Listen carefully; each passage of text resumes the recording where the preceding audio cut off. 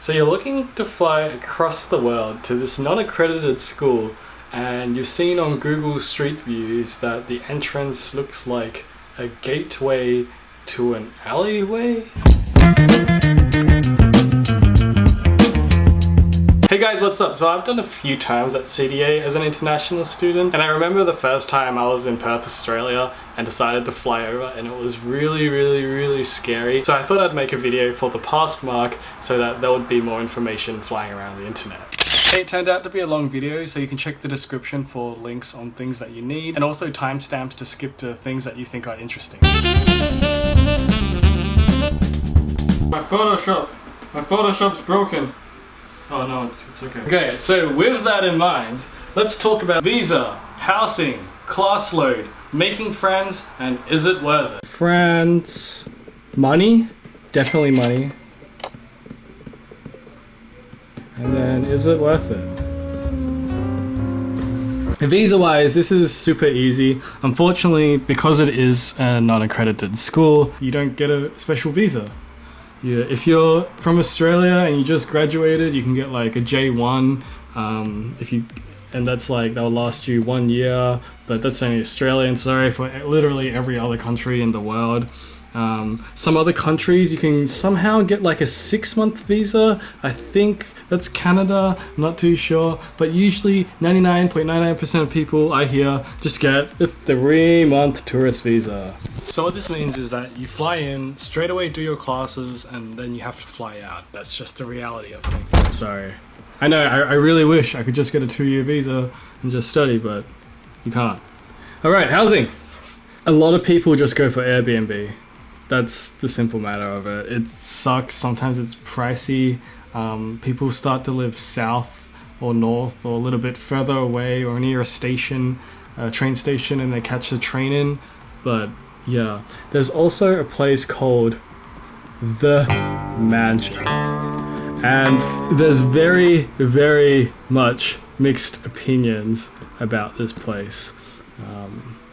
Because many people have lived here. Many people do not like this place. I have lived here. I'm going to keep my opinions quiet. Essentially what the mansion is, it's like this, there's this house. It doesn't actually look like this, or maybe it kind of does, with like this giant fence in front of it or something. I have no idea, guys. The thing about this mansion is that sometimes there's like one student that's like going to be like living here. And then if there's more people wanting, there's another one, there's like a sunroom here. 8. It's kind of nice in a way when there's a bunch of students staying. I like it when there's a bunch of students staying, because it's like, yeah, everyone's in like this together, more often than not. Everyone's flown in somewhere, you can build a lot of friendships, and that's the thing, a lot of people don't build friendships like that. But also there's one bathroom for the top floor. Anyway, this is something you should talk to someone else that knows it, not me. Cool, onwards. So yeah, pretty much Airbnb. If you're super lucky, you can go on Craigslist. I don't have any experience whatsoever with Craigslist, but apparently people do. And there's also a CDA housing group on Facebook. I guess you can check that out. Ditto for Brainstorm School. It's also another concept art. Similar situation, people flying in, so people looking for housing. You can also look for art centers students, because they're also doing term by term leases a lot of the times. And there's also like some academic website. I don't know what it is, and it's a website that CDA is registered on, where like there's like a happy family or like an older lady who will like rent out one spare bedroom or something, and sometimes there's like meals included. I think I remember seeing that. It's kind of weird, actually. Yeah, good luck. Before class load, I'm going to take a smoothie and check that this recording worked.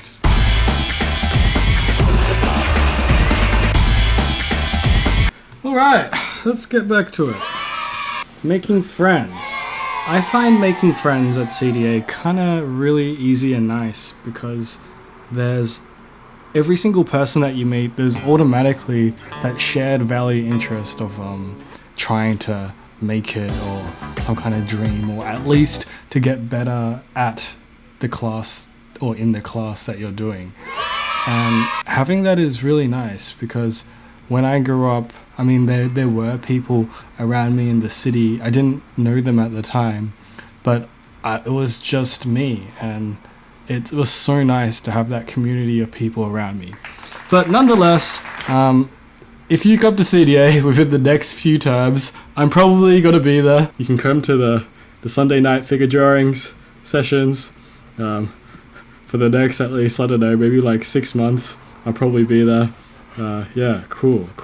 We'll get like tacos or something. We can be friends.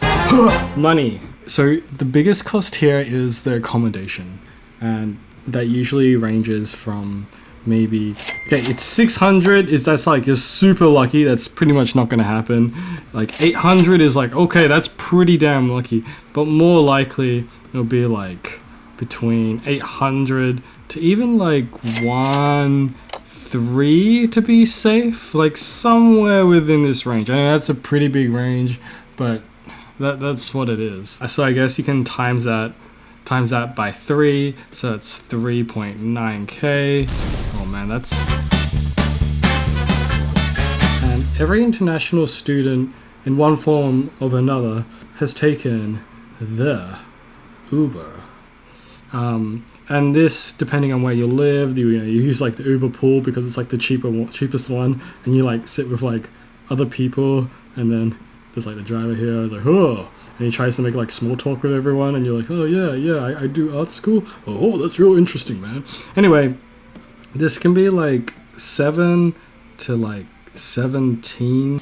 Don't forget you'll be spending money on other miscellaneous things that you might forget to consider. So like hanging out with friends, if you want to go to like Disneyland, Universal Studios, buying art books while you're here that might not necessarily be so easy to obtain in your own country/city. Going to expos, so like Lightbox or CTN or Anime Expo, and paying money for figure drawing. A good friend of mine sent me her super rough breakdown, and this is definitely a huge estimate and varies from person to person, but at least there's some more solid numbers here. Or if you have done that and you know your own finances, well, if you left a comment, that would be superb. That would be so nice for everyone else in the world to see how much. Class load. So CDA recommends, I think it was 4 to 6 classes. No. 3 to 5 classes for full time. I've never met anyone that's done 5. I've heard of people, like a friend of mine, and she died. But not actually died, like died in homework or whatever. I've taken 3 classes before, and while I was taking 3 classes, there was also enough time for me to like learn trumpet. How does a trumpet look like? I have no idea. To learn trumpet. I also learned programming at the same time. I was also breakdancing at the same time. There is free time on this class load, but it also very, very, very much depends on the classes that you do, because each class is definitely not made equal. You choose the class based on the teacher, and that makes such a big difference that the same class taught by a different person is a different class. Yeah, so that's three classes. At 4 classes, a lot of people consider this to be stressful, or that there's a lot of work. They're barely finishing the homework requirements every week. And then 5 is just like, come on guys, just don't do it.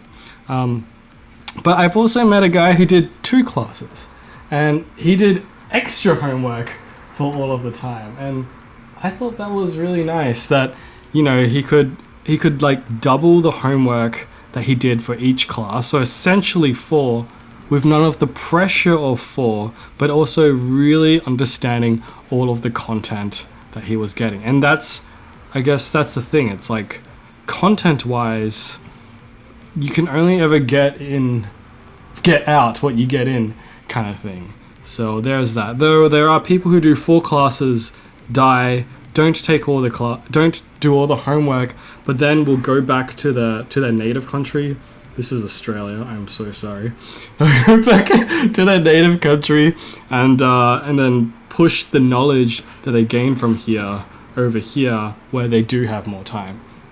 So that's definitely a question for you to figure out.